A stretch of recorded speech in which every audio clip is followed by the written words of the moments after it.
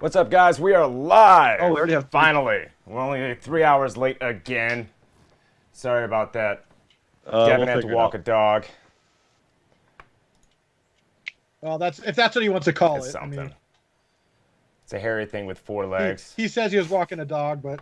All right, guys. Today we have Shannon and Rob. Introduce yourself, Shannon. What's up, guys? And then we got Devin here, of course, as usual, I'm and me. Llama. Introduce ourselves. What? Who am I? Is there really No, much actually, introduction especially you for need Devin, from me? there's really not much to say about Devin. But we got... Well, Well, there's plenty to say, but nothing that we Just should say can't because say this it. is not flagged for adult content.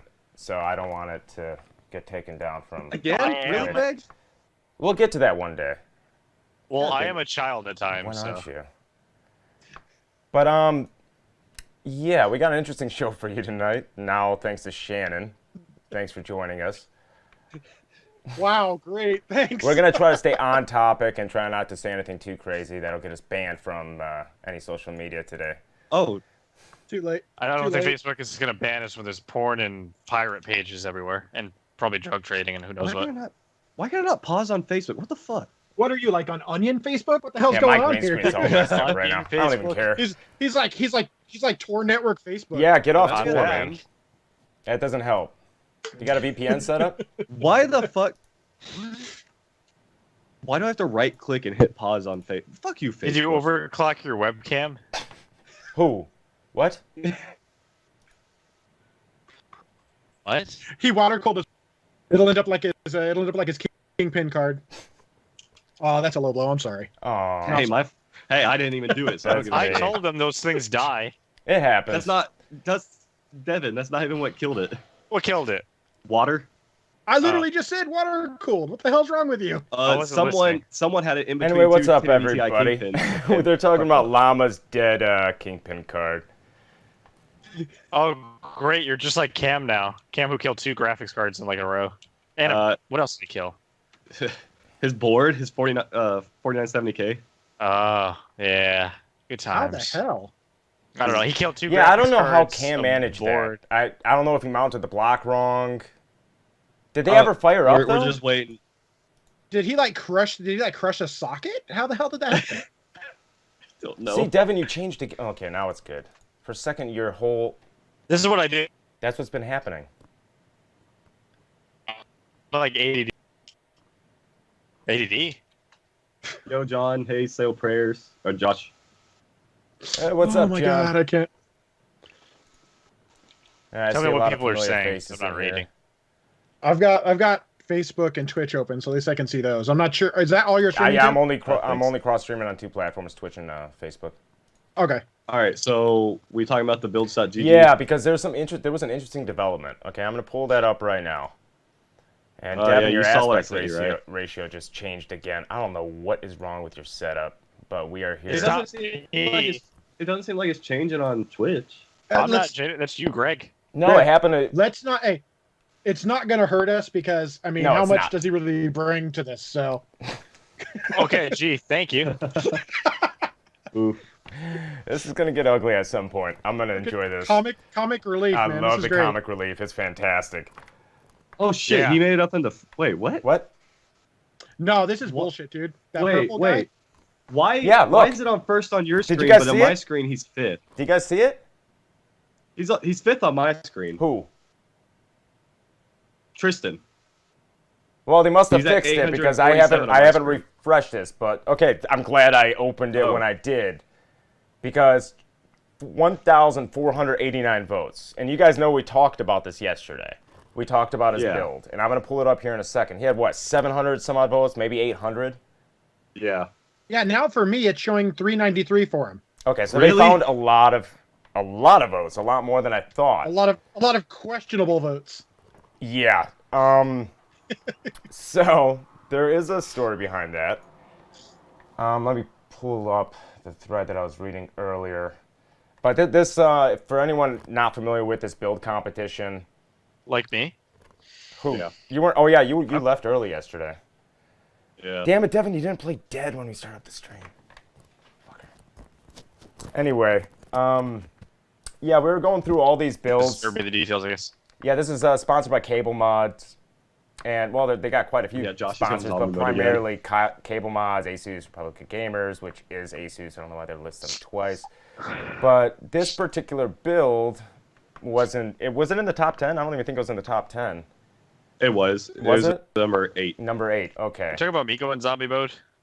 And yeah, Josh. We weren't sure why this was even in the top 10. Well, in zombie mode, because it takes 5 hours to get a stream going. What are you talking about? Nothing. Oh, you're a zombie right now? Yeah, Josh was saying he was doing zombie mode again. Anyways, he was probably botting a bunch of. He was probably botting a bunch of votes because. No, he was. I've ran competitions in previous lives and all those other companies, and I've literally watched where people just like had a bunch of botted created accounts that just voted for him. That's very possible. He went up 600 votes in one day, in like 3 hours. Oh, was it in that short of a span? It was extremely short. And we were just talking about this yesterday, and there were several people eliminated from the competition already for stuff like that. One of them which was like, I guess, a major YouTuber who had a bunch of people spamming. $10,000 bill. Look at this thing. I mean, this thing was in first place out of nowhere. Yeah, I'm not a fan. Let's just say that. And Shannon, you're not familiar with this competition, right? I'm pretty familiar with it. Who wasn't? Devin wasn't. Thomas from Cable Mod. Yeah, Devin's not really that familiar. Yeah, with so it. this is the build that's in first place. I'm not important. Yeah, that's this not build is untrue. pretty basic, But... yeah, John. But then you go look at he was in first place. Now he dropped down. Caleb's just like seems legit. Oh, and some other news. I think it was Frost Edge. Frost Edge, this build right here, that's been in first place for a while now. He bowed out. Yeah, Matt. Constantly checking these. We didn't remove anyone though. Simon, IT Raid withdrew from the contest, but he saw people. Yeah, because I remember he doesn't seeing have that he proof withdrew. of photos for every part within the build. Yeah, Matt's here watching. Oh, is he? Yeah, no. He couldn't. Frost Edge couldn't because he can't validate that it's his because he's not at home. He's overseas, so he has no way to validate it that it's his. Overseas? Is he fighting ISIS? Which one's Simon? This is gonna. I think he's over in Japan. IT Raid. I don't think ISIS is over there too much. No, yeah, we didn't say you removed anybody. That purple build, don't get me wrong, it's not a bad build. It's just not. It's not to the caliber I would consider even a top 10 contender, let alone number one. This is third Matt, place. that's completely understandable. And Matt, we love the competition. We're not knocking you at anything. It's just the way some of these people are going about this competition, the way that they're trying to win. Devin, Dude, check it this happens out. Check on out the every Pip-Boy competition build. you ever look at. This is one of my favorites. I have. Yeah, I fucking love it. In my top 3, personally, of course, it's my personal opinion. It's going to be Josh Limbath and his desk build. I can't pronounce how he named it. Never could, never will. Where the heck did the first place come from, Steve? The first place came from out of nowhere, really. IT Raid wasn't number 1. The YouTuber people are complaining about. I'm looking for my favorite picture. Matt, the one with build. the $10,000 1000D build. Yeah, that's the one that bowed out. He was the YouTuber. Was he a YouTuber, Matt? I didn't really get the whole $10,000 story on that. 1000D build or whatever it was. Where's that one picture that I'm looking for? Maybe it's not this. YouTuber was that? I don't even know. Well, I don't know if it's really YouTuber. That's what I heard. That would probably know. Taken as such, I completely agree. Saw people finding workarounds in a bit wild. Yeah, Matt. Well, I mean, when you put up $5,000 and all you gotta do is put your build in and get the most votes, it's gonna happen. I think it was the Metro build. This thing's fantastic. The Metro build is pretty good. Yeah, the Metro build was John was talking about. He actually shot a hole in it. Yeah, IT Ray is a German YouTube channel. I'm not gonna say the name, just because that's not polite. What? Polite? What? Who cares about that? Yeah, I'm not really sure what he's talking about. This is where Jeff Lee was like, ooh. No, I'm reading what Matt's saying. He's like, that's not an Literally, impressive build. And then suddenly he's like, ooh, wow, that's amazing. Mr. Matt Asperger right here is talking. I love you, Matt. Don't worry. Yeah, Matt's saying a whole lot. Matt's like German YouTube channel. Okay, well. Yeah, well, yes, I think people were caught off guard that we're actually monitoring for cheating. And Thank you, Matt. I'm surprised that they were. I mean, what the actual It's awesome. Well, let's be honest, guys. I mean, I got to give them credit. It's worth a try because let's say they weren't monitoring, they could get an easy few grand just by, playing the system. So got to give them credit where it's due. They got busted on it. They moved on. It is what it is. And now it's over. Simple as that. Asperger. Asperger. I can't say his last name. I'm not even going to try. That's what my doctor told me. Augsburger. Please, Matt, tell me I got it right. Augsburger. If it's Asperger, I'm really gonna die. If he's like, no, it really is Asperger, I'm gonna be like, fuck. Oh shit, I'm sorry. I'm not cussing. No, you can like cuss. Stuart and them call you. I'm just trying to get live comments up People are gonna be like, you guys for Facebook. Hey, watch, Greg. You're gonna get a comment. You're gonna get a comment back. Somehow we wound up on like YouTube Kids or something. Oh my god. Like, oh my god, with Momo, my boy. Please don't say that. All right. But yeah. Augsburger. Metro. The Pit Boy are definitely my top 3. And it's hard for me to say which one's number 1, just because they're all fucking amazing mods. Yeah, it's almost all impossible, extremely unique in their own way. Do it. It's almost impossible to say who's your number 1. Yeah. I am biased especially with these 3 because they are Josh. so unique and different. Yeah, I am biased towards Josh's build. Yeah. Just because of the amount of no effort way that is worthy of number 1. and the work that went into this thing. Oh, I forgot I could do full screen. I forgot about that. There we go. I mean, that's just... But Caleb, there's no way it's number 1 because all of his votes got taken away because they're not real. So yeah. I'm glad I didn't update that page, but that just shows you how shady people could be in some of these competitions. I mean, it doesn't even mean that it's necessarily his fault. It could have been somebody trying to screw him over, just make him look like a POS. I don't know the story behind it. No, I have screenshots. I have screenshots showing that he is that kind of person. No. Or it could legit be that your eyes get so wide, Llama. Someone legit could have been like, hey, I really like his build, so I'm going to make a bunch of votes for it, because you never know. It could be like super fanboy or a friend. There's a number of ways it can happen, but most likely, let's face it, if you're getting a lot of cheating votes for one person, most likely it's orchestrated by the person getting them. Yeah. It's just, my God, that's the majority. The majority of the time it would be. Oh my God. What? Nothing. Continue. Devin's having a heart attack because my dog, I think. Yeah, I was cheering for Josh setup. That's yeah. I don't know. I'm very partial to Robo-Roan just because I'm a big robotics guy. No, Robo-Roan's another big one. I love that thing. Yeah. I didn't know it was actually Desk rank 14 functional. Is also insanely nice. Yeah, that Greg and I were talking about that yesterday. That thing's really nice. Yeah, I would say Josh and the mahogany desk are two of the best. I forgot desk about builds that I've ever mahogany seen. desk. Let me pull that one up. Do you remember which one? It should be like 14th or 13th place right now. Let me see if I can pull it up. Shut up, Charles. Llama looks like he's tweaking when he gets excited. The Metro build is a CE approved content member. Oh, really? No, Llama just looks like he might be trying to grow a soul every time he gets excited. Yeah, he's like, he steals them. Do you not see his genetics? You can see him just observing. Right, here's as he gets more excited, Devin starts to die. Shut up, Greg. I said monogamy. It's the monogamy build from here on out, guys. It's the monogamous. Why would I start to die if I'm already dead inside? Yeah, no, this thing's the mahogany build. I mean, the quality is just fantastic. Josh's desk are like the top desk builds around, I would say, and they're in two different categories, I would say. Oh, very much. Like they can't even be compared. That is I really feel pretty piece of work. I really feel like there needed to be kind of different categories, maybe in the future if they do this again, like different categories, so that you have an area where people fit depending on the type of build they do, like stuff like this where it's like such an extreme, like one-off scratch build. Yeah, you just have some clean, some very clean builds. You know, your standard closed or open loop setups that deserve to win a competition. But then you have people that went way out of the way, like some of those builds I show, like the Metro build, with all the custom work and attention to detail, themed builds, in a sense. And then you got the crazy desk builds. I mean, it's really hard to rate these things against one another. Perspective. Look at that picture. That's absolutely insane. Yeah, go ahead. I understand where like Cable Mod's coming from as far as their whole marketing perspective on this.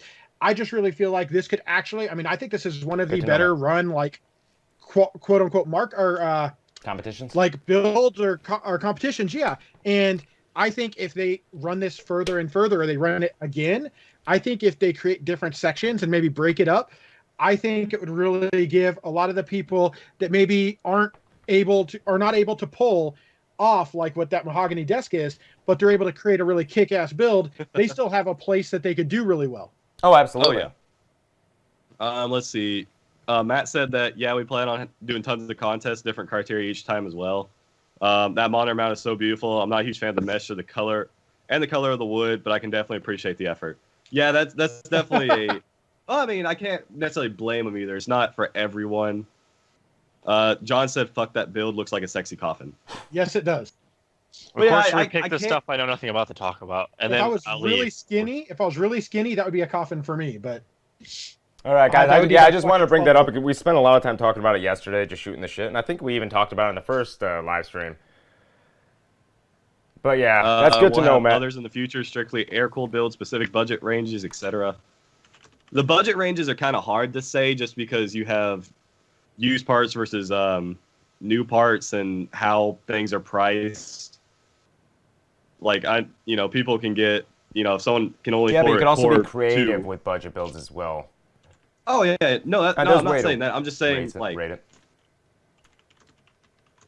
It will be difficult. Putting a budget can be really hard sometimes. Well, it's hard to stand out among giants. I mean, when you only have, let's say, $800 to $1,000, and you make a pretty badass build for that, but then you have someone who spends, obviously, like on that mahogany desk, there's a lot more money and work and skill into that. Let's say someone doesn't have that skill, but they still have a standout capability as a regular build.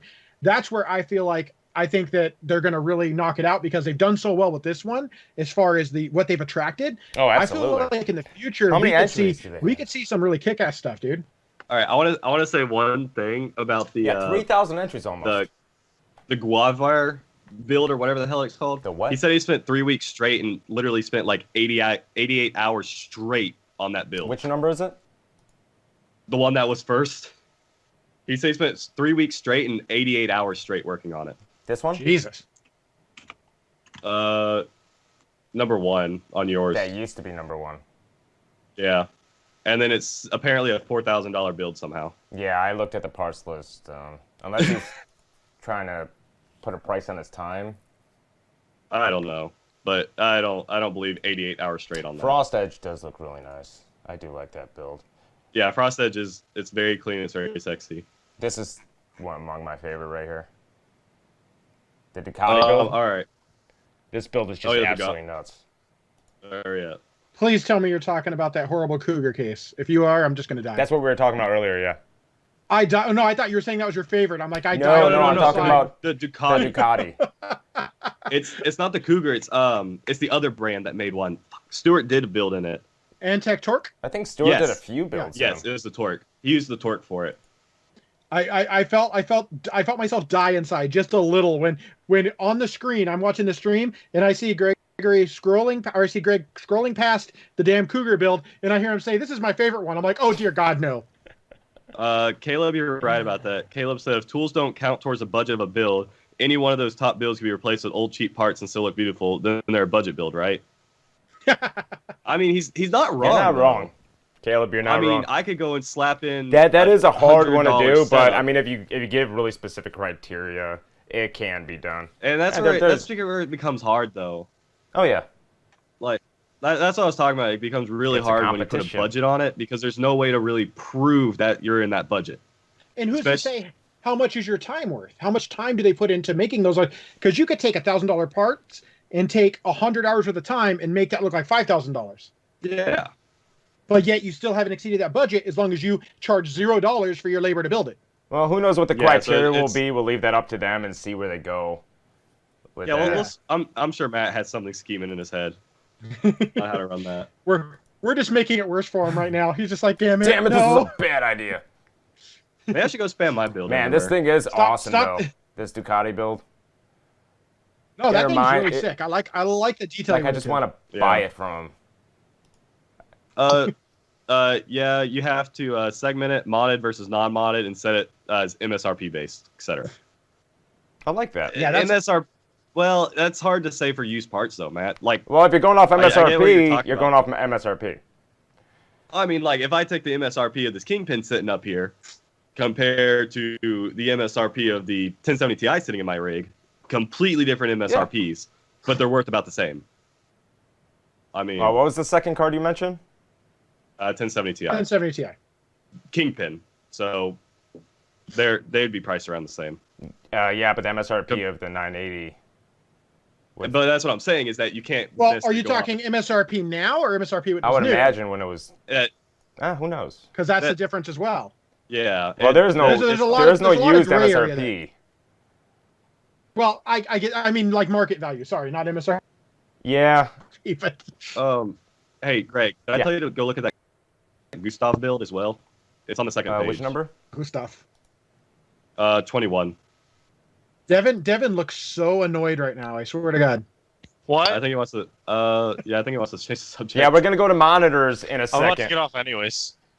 No, I'm about to get off. Why would you choose now to be the time? Because you're never gonna leave. You keep saying that, but you're never gonna leave. Just like you'll never get rid of your dog. Screen setup. That would help me with streaming. Actually, in 10 years when it dies, I'm free. I don't think it's as good as the Ducati, but I think it's definitely a pretty slick looking like motorcycle stuff. I've never understood why people take pictures of their PCs in grass. That's not dogging the PC. I mean, I can kind of see that one being. You never take pictures of cars in grass. Or fucking Craig's. Or what? Well, have y'all seen Craig's four-wheeler one? I have not. Like he built it into a kid's four-wheeler. Is like it a Power Wheels or? That's a really nice build. No, the PC is. Let me go find it. Y'all, we can move on. I'll find the. All right, just so yeah, Devin doesn't like come over here and murder me since I'm Polish. We're gonna move on. Maybe if you give Devin a chance to make him, he's just gonna. Oh no, he died. Oh, he actually has it on builds.gg. He just went catatonic. It's okay. Yeah, see, the straight up this mini aspect quad. ratio thing just keeps happening to Devin for some reason. I don't get it. I plan to buy a $45 AM4 CPU, $60 RAM, 120 MOBA, 30 SSD, just to use a showcase set of components that swap in and out and reuse different builds, not type expensive PC. But $100 in water cooling gear, acrylic, aluminum, yeah, that quad is dope. Yeah, if I died right now.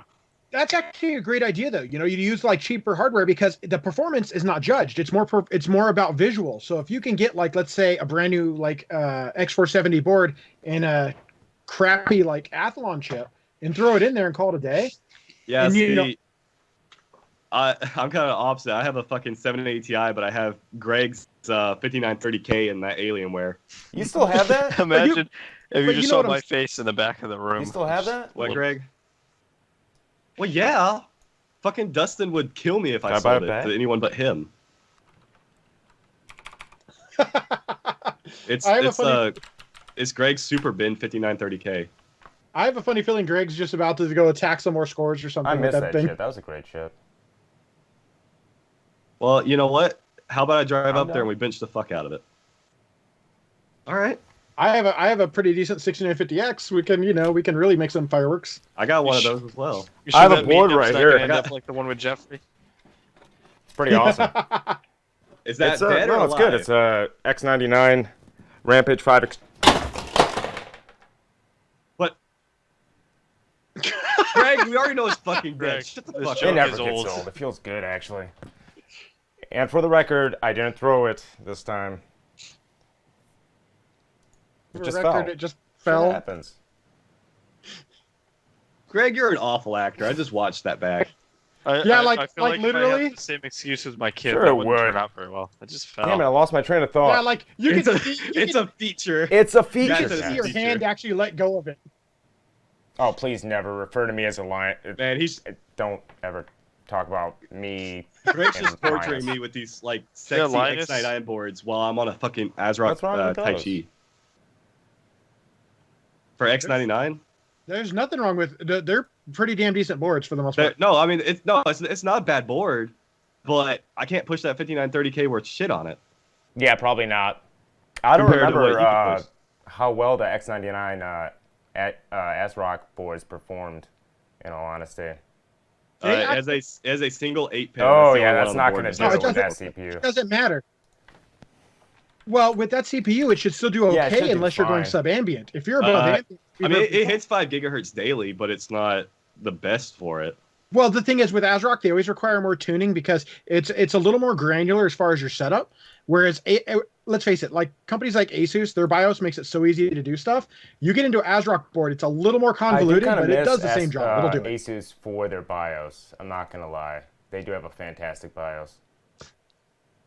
That's why on my test bench right here. Gigabyte is number 1. Dude, there's nothing wrong with Gigabyte. Gigabyte for Z390. Their BIOS isn't the greatest, but their boards are fantastic. Their visual BIOS is kind of... Yeah, I don't know. Well, I will tell you right now. Current state of AMD boards. It was awful. Gigabyte VRMs by far on the Z390 are the best. Yeah, they by far have the best BIOS. All out. The best VRM overall. Josh said you pulled a Linus. No. It is a feature. Linus is I mean, my he's hero. not wrong though, dropping shit all the time. Yeah, I heard about that. I don't really watch him. Oh wait, no, Greg. Yeah, I intentionally You're right. throw Linus shit. and Greg are both really clumsy. I'm not clumsy. I just throw shit.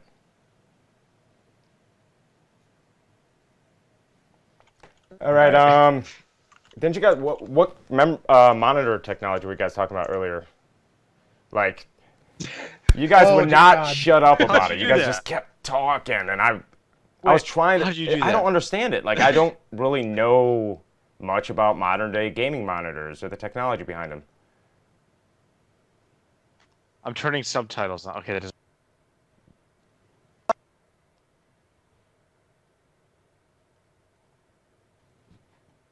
Like it's. What? God. My sound is just going crazy. Yeah. But anyways, no, Skype keeps dropping sound all of a sudden. Yeah, video is there, but the sound keeps just cutting out. Devin. Yeah, and my upload is fine. But no, like I like ASRock. Don't get me wrong. I just don't like it for this one particular chip. Yeah, I never used them with the X99. If I had any other X99 chip on it, I'd be fine. Not sure about That's the thing. See, you always have a mishmash of boards.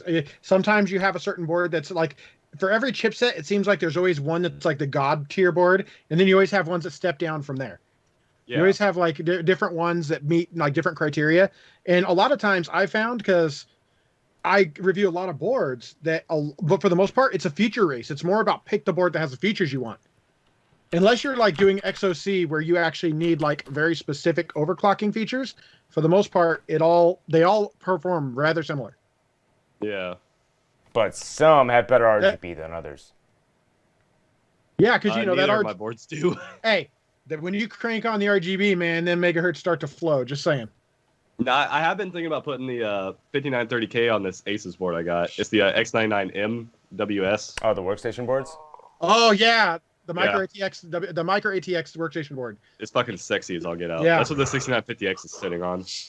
Yeah, I think I sent you a picture of that. But what monitors were you guys talking about earlier? The best one right now is probably the PG27UQ. Oh, that's which right. is which is by Asus. 4K. It's 4K, 144 hertz capable. Basically uses an IPS type panel. Well, whatever the hell you want to say for that. Or bullshit that is VA.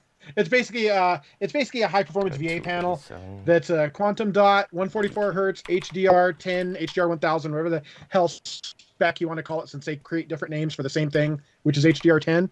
G-Sync, but if you want 444 chroma, which is full color depth, you'd want to run it at like 98 hertz. That wouldn't bother me one bit. To have full 444. Oh no, not at all. Some TVs have something new where it's increasing their viewing angles. I don't know what it's doing. Sony calls theirs an XY filter. Is it that panel using anything like that? Samsung has something new too. It's like, because VA panels typically they degrade a bit picture quality at an angle. And they had something new with the new TVs coming out, especially too, that come out this year. No, this one has basically a 180-degree viewing angle. From what I've seen, it does not degrade really at all. If you go over like maybe 80 degrees, you start to see a slight shift, but overall, not really. And when you enable HDR, because the fact that when you enable HDR, it's individual pixel per pixel that can actually adjust the brightness. You will notice that you get not just the richer HDR colors, but you also tends to improve the overall experience on your wide angle viewing, which I never understood, because if it's a PC gaming monitor, who the hell sits like this on their gaming monitor and looks at it like... It's more nice if you shifted your chair a little bit and you don't see anything. Like my tan a little bit as I move up and down, which looks great on camera. Josh says best depends on what you want 4K. If you play FPS games, you want more frames, not resolution, unless, of course, you're running dual 2080 Ti's or something. Actually, that's kind of true, because when you have a 2080 Ti, if you go above or below 4K, you actually bottleneck the damn card by the CPU. Even on my 9900K at 5.2, it'll actually bottleneck once you go like 1440p or 1080p.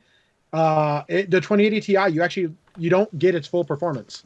Of course. As far as best, I mean, if you want high FPS, that's fine. I mean, if you want like high FPS gameplay, but you're talking about within margin for error, because at the end of the day, if you have 120 hertz panel like this one will do 144. Anything above that, I would love to see someone show me where like one of these, like I've played with the Acer, I think it was Acer 200 something hertz monitor, and it was 1080p, and I didn't feel like it felt any smoother on any high FPS game than one that you could get like 120 hertz from. I feel like there's diminishing returns once you get above like 90 to 100 hertz. Well, it probably also depends. I mean, I don't know if anyone's done it. I'm sure someone has. It's talk about like to these professional CS:GO players and things. The people who experience this every day on a professional level. Yeah. What their thoughts are on it. Well, because it's not just in general, like how fast you can react shit. Input lag, shit like that also is affected by. Yeah. And that's the thing. A lot of these guys run one, like the professional, when you have like the international stuff like that, they run a 120 hertz 1080p panel. It's like even if you've ever tried fast sync on a 60 hertz panel, it feels like heaven. Even though you're still only getting 60 frames a second, the latency drops. Oh, absolutely. Let's see. I get next to someone sometimes, so the viewing angle is nice if you're trying to show your teammate something on your screen. Also, you flip it vertical on second monitor down the road, wide angle can help. And then Matt said 144 hertz to 240 isn't noticeable at all, really. I can tell the difference from 100 to 144. Yeah, I can't really tell how anybody... I mean, no one could ever claim that 144 hertz to 240 hertz is noticeable. It only makes sense in a competitive It's situation. noticeable, but it's like everyone else says, diminishing returns. Like, it's so freaking difficult to hold that, and the games you get are so tiny. It's just like... modern games, it's Josh said impossible. I didn't notice the difference between going from 60 to 165 until you use it for a while and try to go back to the 60. Absolutely. Yeah, once you drop below 100 hertz, I truly believe you can really feel that difference. Yeah, it's kind of like an acquired taste. But adaptive sync makes it so much nicer. Like if I play The Witcher or something and I drop from like 100 something to like even 80 for a moment, I feel it, but I'm like, I don't mind. Like it's not too noticeable. It's not something that's going to wreck your experience at all. Now, as far as adaptive sync versus what's NVIDIA's G-Sync? Adaptive sync, well, that's a broad category. So G-Sync falls under it. Yeah, adaptive sync literally just means the monitor can adjust its refresh rate to basically be in sync with what you're delivering from your system. The problem with open like VESA adaptive sync or even like FreeSync is that with it being open, there's no end-to-end hardware support. So a lot of times that window of actual adaptive sync can be as low as like 20 hertz. So you can go from like adaptive sync 40 hertz to 60 hertz. And anything outside of that, the adaptive sync stops working and you get like the standard tearing and everything else. I've heard overclocking some FreeSync monitors, sometimes the range increases with it. I don't know if that's true. It can, but what happens is it can fall out, or even worse, it could raise that range. So then you fall below, let's say fall below 60, and all of a sudden you're getting like really crappy performance. It's really difficult. Yeah, that's what sucks about FreeSync. It's less consistent. How's it going, man? G-Sync, like you know what you're getting. FreeSync is like let's see. Caleb said G-Sync and FreeSync both are adaptive. Yeah. Core says I have mine set to 120 hertz. You can't see any change in viewing angle sitting on your PC moving around. The quality of the monitor is just amazing, as it should be what it's worth. The difference between 60 hertz 4K to 120 hertz is an extreme difference. Yes, it is. Very much so. That's why I was saying that PG27. See, I'm a resolution. hog, and so that's why I went from 1080p 60 to 1440p 60, and then to 4K 60 instead of going up in hertz. Yeah, but you know what? That you really do. If you ever did it, once you get above like 100 hertz, you really do notice like the feel. It actually is something you feel. No, like I can completely understand. Not even experiencing it completely makes sense. I think 100 is the sweet spot in terms of like diminishing returns. Like 60 to 100 is a big jump too. Like you can feel it. After 100, you're like to 144. You're like, I can feel it. It's definitely better, but it definitely feels much smaller, and then it keeps getting smaller and smaller. And there's nothing wrong. Like, for instance, Caleb said, I use UHD 60. There's nothing wrong with that. I've used UHD 60. It's perfectly fine. It's just more about what you're doing. And when you're running a high-paced game, that's when you'll notice that you sometimes you have that feel where you feel like you're a little bit behind what you should be. I mean, I play the Switch at 30 in handheld mode, and it's not that bad on a small screen. But even on the TV, when I play it in 60, I'm like, I know it's 60, but I can deal with it. It would be so much nicer at 100, though. But obviously, Switch. Oh, well, no, come on, man. You can run true motion, because that's awesome. Duplicated frames. You know what they should do, and it makes me mad? Streaming to the Switch. Freaking, I could play like Resident Evil 2 from my computer to the Switch. That'd be really cool. I thought they were bringing that. They were bringing like PC. Oh no, that's the Xbox. Sorry. Yeah, I heard about that. Because it's capable. Xbox One. They're doing PC streaming. Now. Okay, so it's gonna stream from the PC to the Xbox. It's none of it's similar. They're kind of like a Shield. They're turning Xbox. No, you could browse the web and everything. They're turning the Xbox One basically into a Steam Link. Interesting. Yeah. Still won't. It's buy actually one. it's. I have no reason to because now. Okay, I will admit I would have an Xbox if they did not release Forza on PC because I'm a big time like race sim fan and I love Forza. So if they didn't have Forza, I would definitely have an Xbox, but I have no reason to have one because they released it. But think about it this way: they're also making a bigger move into the PC gaming world, which I like. Do you think they're allowed streaming using the Xbox app on the computer to the Switch? Because then that'd be perfect. I'd be really happy. That'd be cool, but that would require Nintendo to open the cross-platform. And let's face it, Nintendo's never been the strongest at cross-platform play. Yeah, because it supports it. If you hack the Switch, it can do the streaming because it's a Tegra chip. It's perfectly capable of doing it. It's technically a Tegra tablet that happens to have a very integrated version of an OS that's locked down. Yeah, but I mean, can't completely blame Nintendo either because they're so like tight grip on their IPs and everything. Yep. And you can't really blame them because I mean, they've that's what they built their entire company on. So to start branching out could possibly just completely destroy what they've done.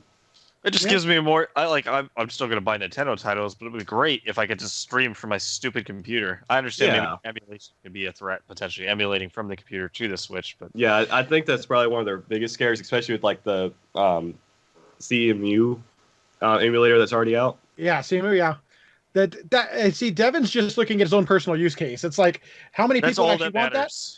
Well, I mean, but that's logical thinking of what someone like that's a PC Everyone gamer would should think in that sense. A lot of people do want it though. Yeah, like it'd just be great to play like any PC game, GTA 5, anything, and just stream it from the computer. This powerhouse that sits here.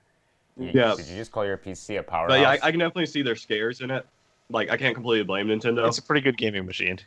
Say hi to Nick. Nick. Yo.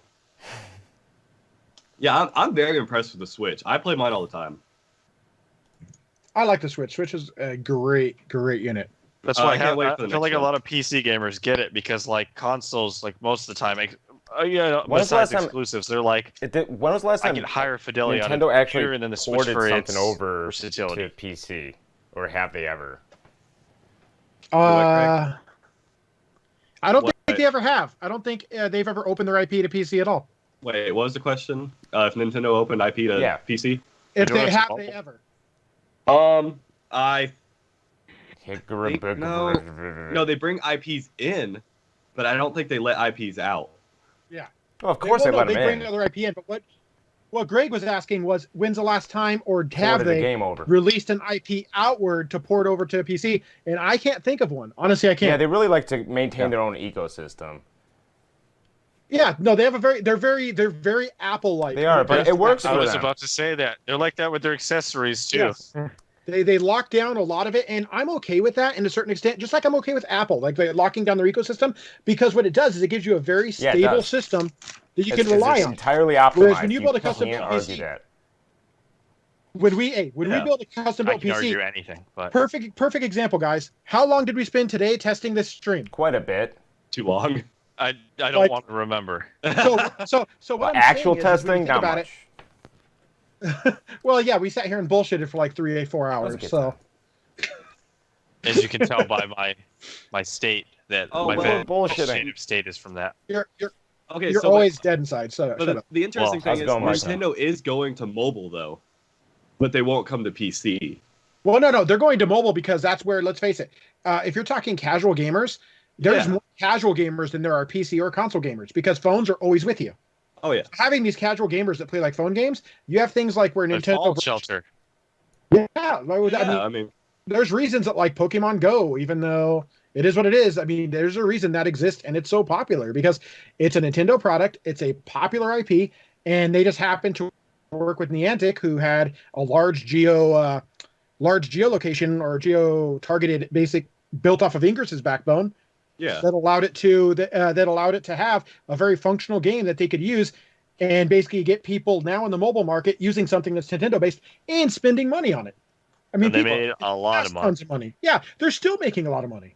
Yeah. Tons. So many people still play it. Caleb said also no one forces you to buy Nintendo Apple either. So if you want freedom, go elsewhere. Yeah, Kinda, but you'll also never get to experience Nintendo's first party IPs. but that's okay. why But they that's never go down. I mean, if you have a price. legitimate That's use case reason to purchase a certain product, then by all means do it. But a lot of people, I think, are just biased just because. I mean, they hear it from somebody else, they try it one time, they never give another product another chance.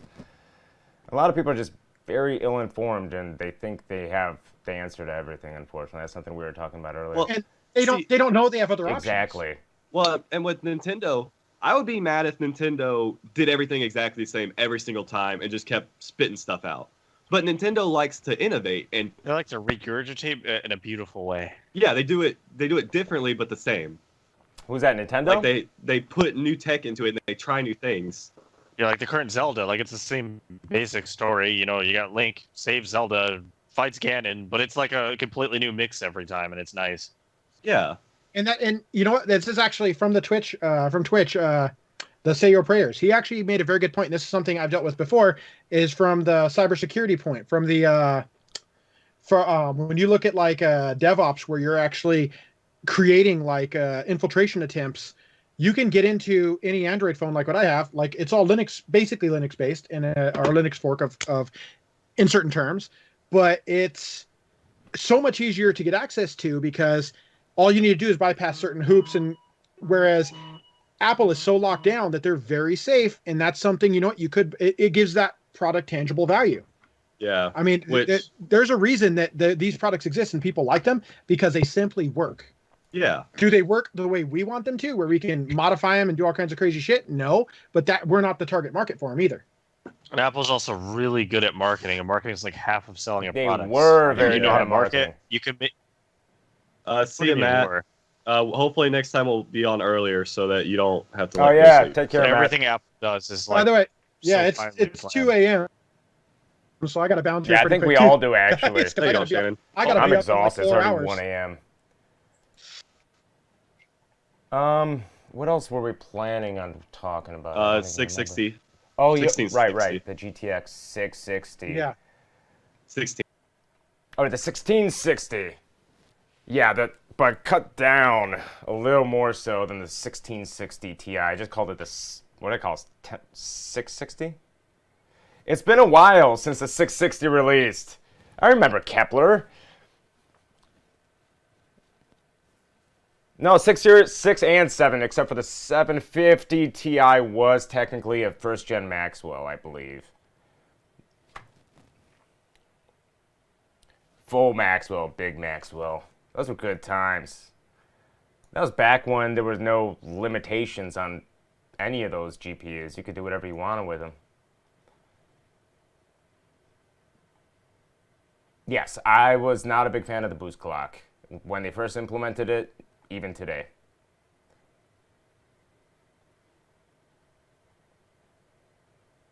Yeah.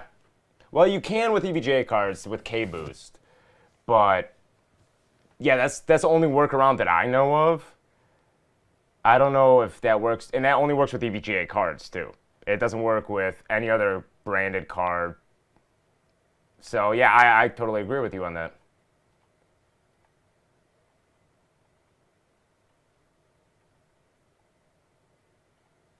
I think it goes like P1 through... How many stages are there? I don't remember. Or states. I was thinking 3.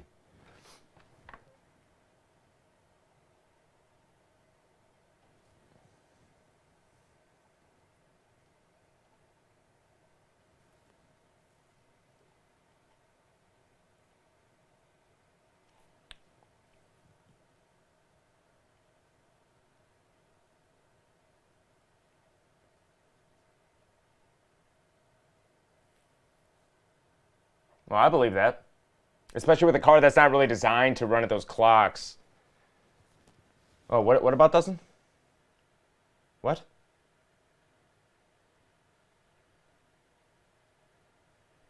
Yeah, we're using Skype. Did you guys... Audio's down? Really? Oh, what the hell's going on? I think it is Skype, because they could probably hear me because you guys are suddenly... Say something to somebody. Yeah.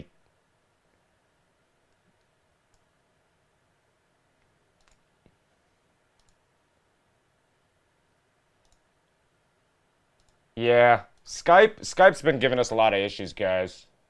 Particularly with audio. See? I don't know if he's... Did he truly leave, though? Okay, he's dead again. Alright, so I gotta do the... Yeah, we'll just talk about the 1660 and then we'll call him... Really? Yeah, guys, I don't know what it is with this NDI with Skype. I could hear them. I hear you. I hear you guys, but they can't hear you. And I could see it's not coming through. If once Devin dropped off, if it broke, yeah, that's what I was thinking. You guys should be able to hear him. Should be good. Test. Yep. Yeah, you guys are good. Okay, cool. Are we good? So, what do you want to do on 1660? Because it's 1660 overall is really interesting. Yeah, I mean, at the price point, it is a very interesting card.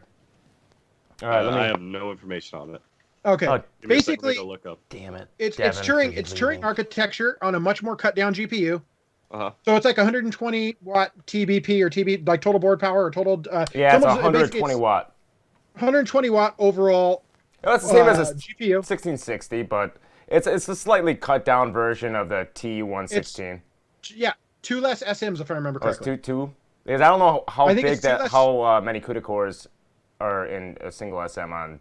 It uses the same SM architecture. I believe it's 64 per. I believe it's 64 per SM. Wait, I'd have to go back. I have it all. I have it all in my review. Let me take a look. Hold on. I got Anon Tex looked up here. You guys should be able to see it on the stream. It was by Ryan Smith. It has 24. Yes, yeah, they took 2 off. They shaved 2. Yeah, 2 SMs 1408 CUDA cores. But it's also the big difference. The big difference is all Turing cards up to this point have had GDDR6. This one goes back to GDDR5. Yes. Is it 5 or 5A? No, 5. Yeah, so standard GDDR5. But it's still on the same exact die. So I'm wondering how that. I mean, it's the same. So GDDR6 and GDDR5, they must have changed the memory controller. No. It's basically it has just are like are they backwards compatible with GDDR5? Well, a lot of memory controllers can work across depending. The thing you got to remember is just like let's say you're like your KB Lake chips, right? Even though they run DDR4, you got to remember they got to leave DDR3 compatibility in that memory controller, like on the CPU, because of the fact that some OEMs, like some OEMs that use those same cores, they don't create a whole new core like for their laptop chips. They have a similar core architecture, and then they just have like the LP DDR3 or something like that. So therefore, they have to leave that compatibility. Right. No, and I have a feeling NVIDIA did the same thing with Turing. They didn't recreate a new core just to support GDDR5. They probably just had the capability through the memory controller to run exactly. So they just strapped that to the same. Go ahead. I mean, for the cost, I mean, it brought them down quite a bit. And it's a very compelling card at $220. Well, that's the thing. When you have a card that's anywhere in the sub 250-ish range, that's where a lot of the bread and butter comes from. A lot of people, as much as we'd love to believe there's people like us, Greg, that do 2080 Ti every time the new card comes out. But at the end of the day, a lot of people game on the 60 series. They're looking for these. They're looking for at the GTX 1660 and the 1660 Ti. And let's face it, dude, like RTX stuff hasn't really taken off yet. There's not that much out there that can utilize it. So why would someone that's looking for this price point card, they're not looking for a card that supports RTX yet because it doesn't affect them in their gameplay. Yeah, and we talked about this earlier that NVIDIA has been holding out on the market this whole entire time because, like you said, they've had this whole time. I mean, from the start of manufacturing of the Turing chips, they were probably already starting on production of these small T116 GPUs. Well, the thing is, I'm pretty sure it was on their roadmap. I'm sure they would love for TU116 to support RTX features, but I'm pretty sure even if it could, they wouldn't.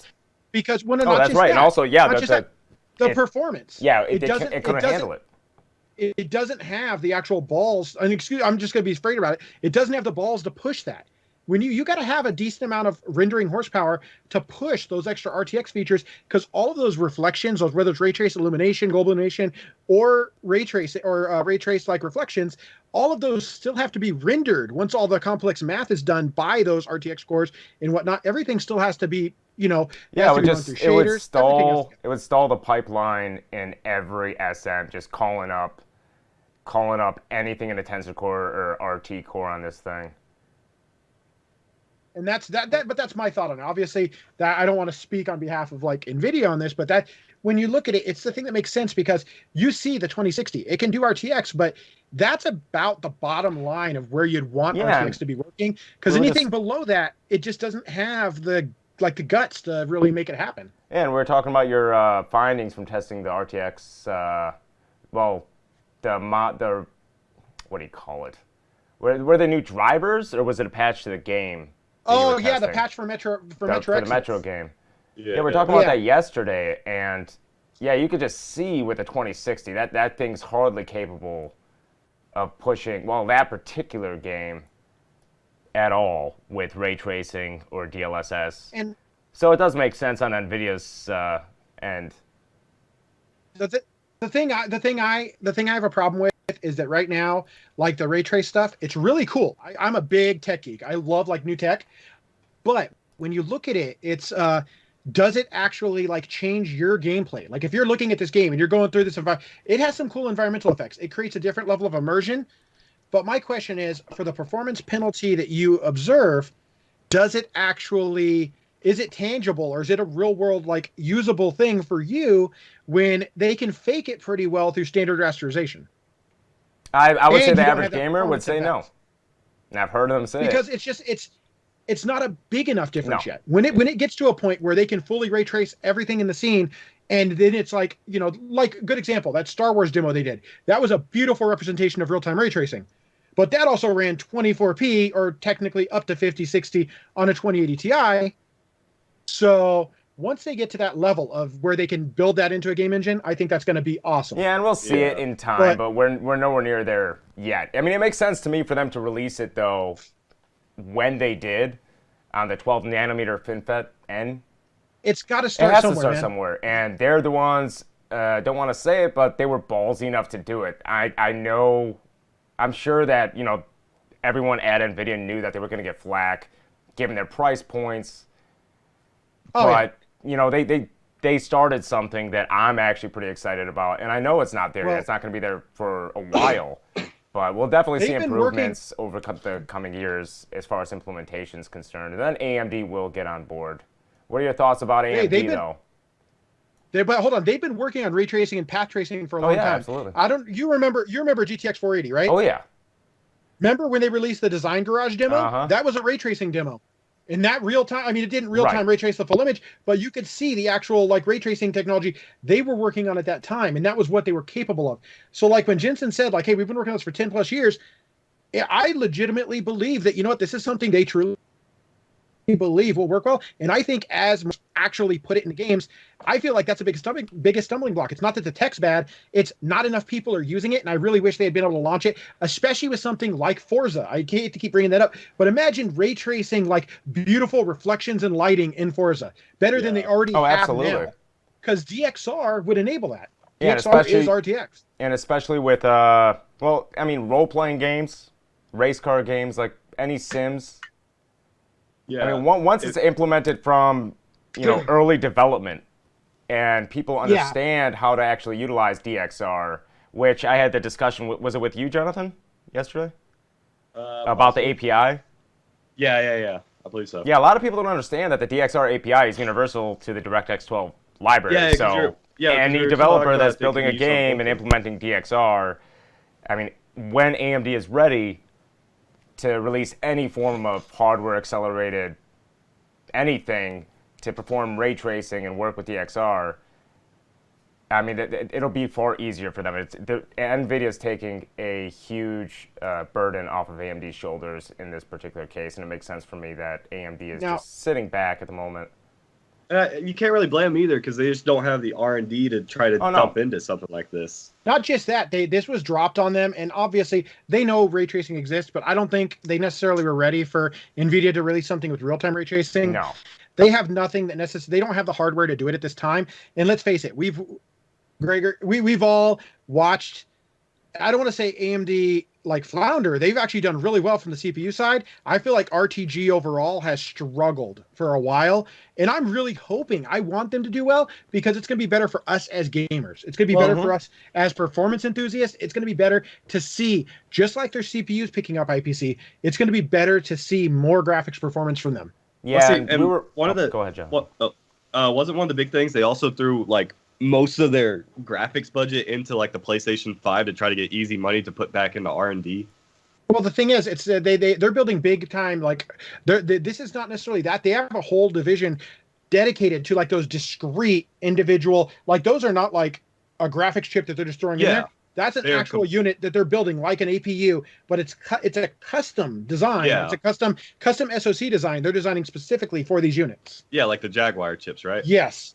And well, isn't the PS4 and Xbox One X on Polaris architecture? I believe they are on a version of Polaris. Yes. Just a special version. Okay. And it's like it's one designed specifically, and actually, if I remember correctly, I think Microsoft actually worked and actually has like the rights to that chip too. It's not like something where AMD designed it and they own it. They actually worked with them, and they have like the IP for that. Whereas I believe that when Sony, and I'm speaking off of what I remember hearing about, is that they might have had a little different of a deal where basically it's a pretty much an open, just, hey, here's the design we kind of need, here's what we need to perform like, and they got a chip out of it. Either way, AMD actually makes a lot of money by having that agreement in place. You notice that they're the key stakeholder, including even like if you remember the original Nintendo Wii, that was an ATI/AMD chip as well. Yep. They've invested heavily in keeping themselves in the console market, which I believe is one of the things that's helped them. Oh, for sure. Like survive through this horrible previous FX launch where everything was just garbage. Oh yeah, let's not bring up that's FX. That's why I'm saying like the PS5 helped boost them back in the R&D budget. Greg, FX 9590, 5 gigahertz. Yeah, don't get me started with Bulldozer. I had enough arguments on message boards back then. I'm not live stream. Well, we wouldn't argue. I'm pretty sure we would all be in agreement. Really. What's that? Oh, I just don't know enough about it. Yeah, you don't want to. It's not. It wasn't a good situation. I mean, FX 9590 was a 5 gigahertz chip. It was like world's first 5 gigahertz. It could turbo up to, and you could never get that chip to it. Hell, you could on LN2, it might get to like 5 gigahertz. Like, and that thing ran hot, and it drew some power. Oh God! It was just thing was what, 250, a terribly 225 watts inefficient chip. Yeah, it was like on a terribly inefficient architecture. And even those that could hit 5 gigahertz performed like absolute horseshit. Paul actually had a board catch on fire because of one. Here's how far AMD has come, guys. No, they've come a long way. I have a 2990 WX sitting over there. 32 cores, 64 threads, 250 watts. Yeah. Yeah. I mean, a big part of that is thanks to TSMC, of course. But, I mean, yeah, they are far more efficient. And, of course, their engineering team, who left them, unfortunately. But, no, they left them with a great roadmap. I mean, they left them with a solid foundation, and now they have an awesome roadmap to work with. And I'm really looking forward to Zen 2. I mean, the alterations that they've made to not just the... I mean, of course, the core architecture, which I want to talk about maybe in the next video, if you want to join us. The chiplets and stuff. Yeah, but the actual core, like the chiplets, like what's within the chiplet, the front end, the back end, and also the cache. Also the core logic of the I/O chip. Oh, absolutely, that's very important. That ties it all together. That is one of the things. Dude, I am so stoked for what AMD is going to do with this. I feel like AMD has made a big turn. I'm just waiting for the other side of AMD, RTG, to really pick up. That's going to be a while, I think. I'm interested in see what Navi's going to do, if that's going to bring anything about. Well, it is based on GCN, right? I think we confirmed that with Chris Hunter last week. Navi's going to be a very efficient RX 590. Vega. Second step of 7 nanometer, basically. Basically, yeah. It's going to be a very, very efficient 590. RX 590. This is gonna be kind of like Intel's Tick and Talk. I feel like it's gonna be just another step, like an optimization of their 7 nanometer tech. As far as how big of a difference, we'll have to wait and see. I mean, obviously there's a lot that could potentially happen, but I will tell you that Radeon 7 was kind of underwhelming for what it is. Oh, absolutely. I was hoping for a lot. I was hoping because basically instead of being the value proponent where it outperforms something of the same value, it was somewhat equivalent. Whereas AMD has always been the one that brought the value where for the same value you're getting more that was performance. a huge disappointment. I mean, a big factor in that, of course, is the HBM. That definitely brought up the price. Which I told Chris that was a stupid idea, but that's what Vega's built around. Well, I guess it also depends on what your use case for it is, too. If you want compute, buy an old 1080 Ti. A secondhand 1080 Ti. Yeah, but that's not becoming feasible now either, because when you think about it, and that's something I also said in my reviews was basically once I got down to like 2060, I literally had it in one of my reviews where I said that effectively NVIDIA's killed Pascal. There's really no point anymore to get a 1080 Ti. There really isn't. No, there isn't. The performance of the card, the performance per dollar for the cards. Have you seen the markups on them secondhand? Even for what you can get when you. Yeah, I was just looking at the prices. $600 or so for 1080 Ti. Yeah, and if you buy a 1080 Ti over a 2080, that's just a stupid move. That's such a stupid move. Just because but most people that do that, I mean, they're just doing it to spite NVIDIA and spite the RTX They're doing release. A lot of people I've talked to, they literally do it just because they feel like NVIDIA is just being greedy. They don't understand. A lot of people, unfortunately, but the thing is, okay, you and I both know, Greg, exactly what it takes as far as engineering, R&D cost, all that stuff.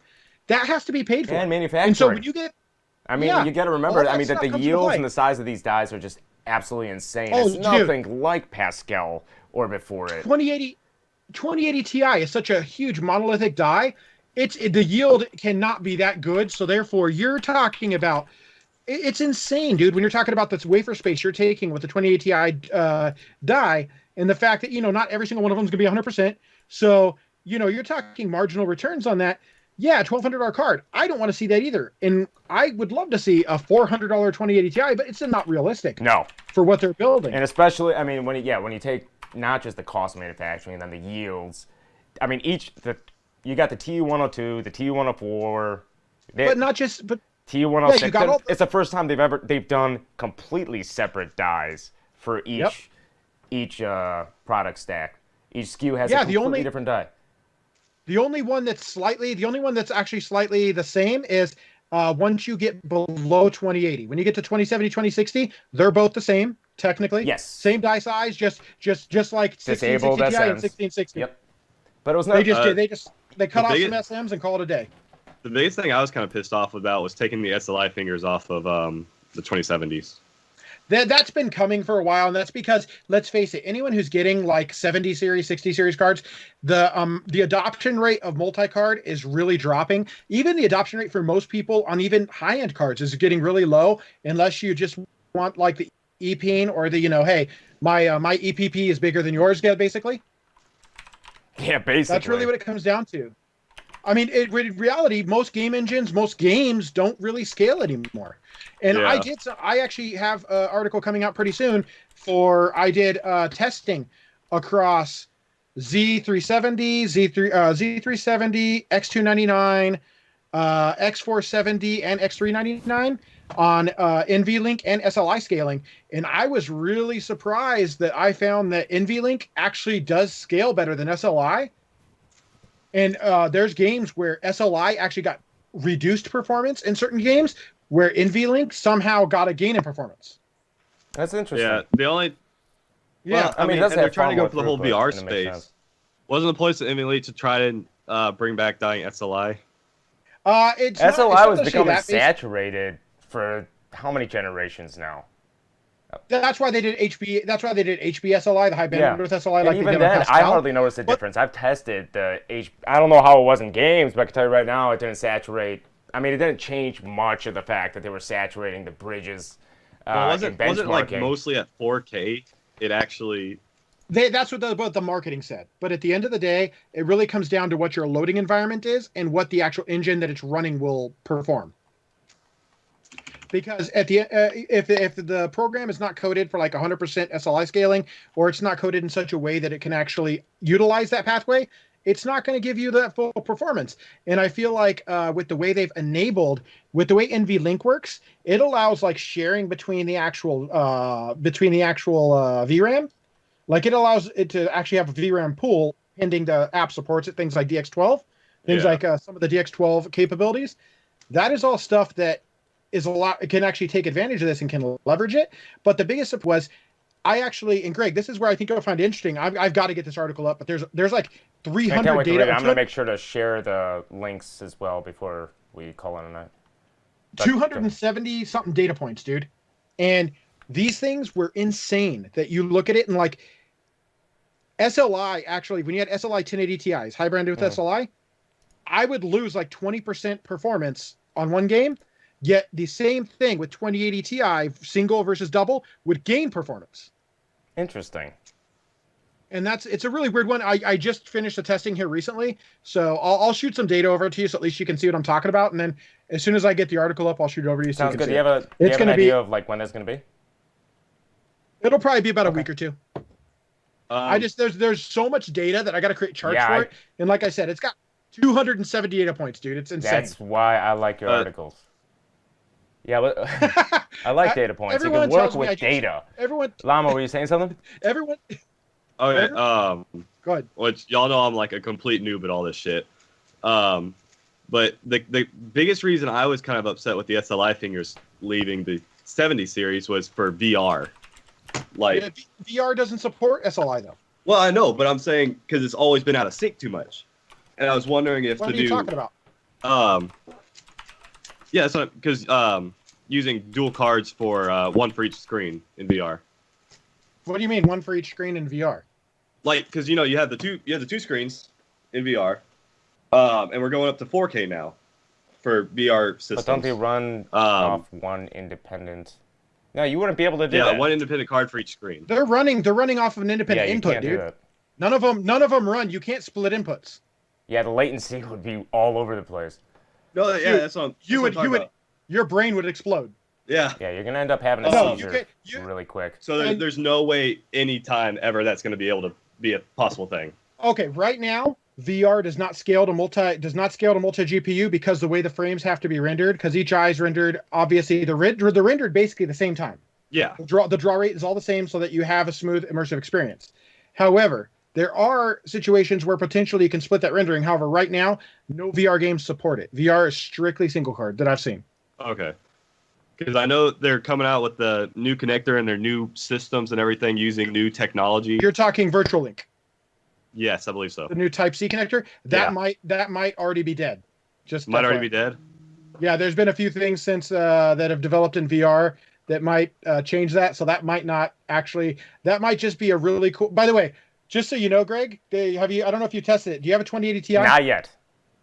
Getting one very soon. Any, as soon as Vince lets me know, he's going to give me a heads up right before the Kingpins drop. So, any 20 series card with a virtual link connector, that USB Type-C connector works as USB Type-C. It also charges your phone fast as hell. Really? Oh wow. Yes. Comparatively to what? Like, say to like a Samsung quick charge charger. It'll actually charge your phone equivalent or faster than my quick charge charger on my S9 So Plus. what does it put out, like 3 amps or something? It puts out like a 25 watt output because it has to be able to power. You have to be able to power VR headsets off that virtual link connector. That's interesting. That thing pushes some amps. That I was surprised. I plugged it in like, holy my crap! 1080 Like, it works quick. Ti Kingpin had a Type-C connector, but I'm thinking of the 2080 Ti. Yeah, any 2080, some 2070s. For the most part, 2080, 2080 Ti have the virtual link connectors. I thought those things were interesting. And they were work. supposed to have it. And they work. All right. As like you guys are about to, or USB connectors. Yeah. You guys are about to see. I just pulled up the Pascal versus Maxwell. This is, of course, still on Anantech. Corey said it's probably 2 amp. Oh, 2 amp? Just saying it's probably 2 amp for the phone. It could be 2.5. I could see that. Just put your Fuck, I came in. What? Ignore me. I'm okay. so. No, I thought you might have had a question or something. Well, so okay. what are we here? What are you showing on Anantech? Well, I'm just trying to show that just comparatively, as far as the die process and the actual die sizes, is from a manufacturing standpoint. So here we're looking at Pascal, the GTX 1000 series, 1XXX. So you got the 1080 Ti, Titan X. That's big P. This is all, of course, built on 60 nanometer TSMC, 471 millimeters squared. This is the full. Well, I mean, they're all the same size. They're all cut from the same die, GP102. Okay, these things start at $700, $1,200 for the Titan. I mean, that's what people were expecting with Turing. That's why people were so pissed off with RTX cards. And then, of course, we got the 1080. Same TSMC 16 nanometer node, Pascal, 314 millimeters square. That's a pretty baby-sized GPU right there. And 314, that's almost the size of the new 1660. I don't remember how big the 1660 is, but it's pretty small. And then, of course, looking back at the old 980 Ti, the powerhouse, I'm actually running one right here.